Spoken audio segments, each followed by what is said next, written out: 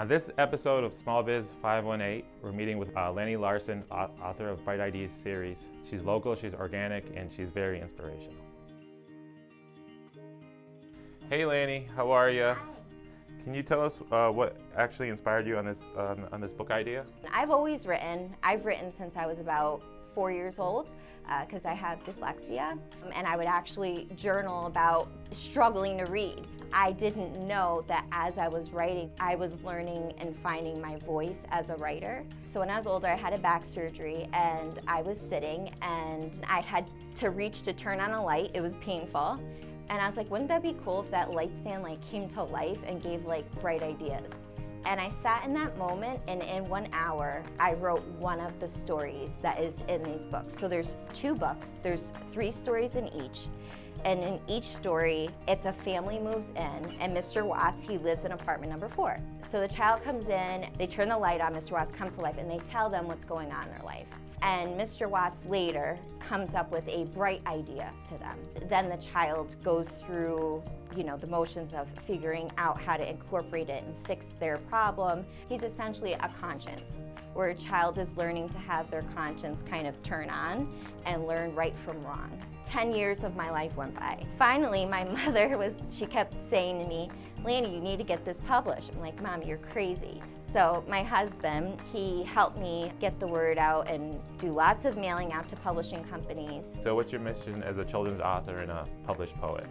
I have created this platform called the Mr. Watts Fan Club. If they come up with a bright idea that has imagination, creativity, sharing, and passion/dedication, they get inducted into the Mr. Watts Fan Club, and they get featured on my page that day, solely them, so that they feel important, they feel seen, and they feel inspired.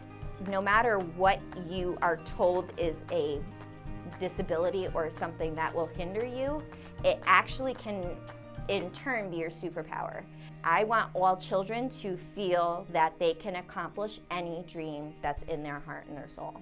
My poetry is my voice, and my poetry is the place that is Lani who's not the people pleaser. When it comes to poetry, I sit and I'm not writing for anybody but myself. It's given me such confidence, and it's changed who I am. Can you tell us how people can support you in your book series? I mean, of course, supporting my book series would be to buy it. That's number one. More importantly, it would be to have your kids ask their teachers to get me into classrooms, because the author days are just amazing. I need to see these kids. I need to hear what bright ideas are to be revved. Okay, so where can people purchase the books?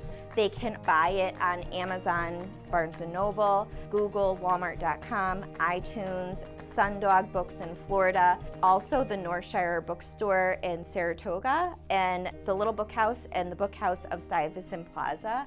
So what's the future for Mr. Watts? The future for Mr. Watts might actually be a TV show. In the audience will be the children, and they give their bright idea to that one topic. I want to continue to do volume after volume till I feel every child has been seen. How do you like the 518 community, and how have you found them to be so supportive? I adore where I live. I live in Bethlehem, New York, and I love the whole 518. Our community rallies. When somebody is in need and they ask for something, somebody is always there for you. My Bethlehem Town Library, I came out with it, and they were like, come on, come do a signing here. And the New York State Writers Institute. So they invited me to that, and that was at SUNY Albany. I did that for 2019, 2020, and 2021. Even for 2020, the New York State Writers Institute, they were like, no, we're gonna do this virtually. They kept it going.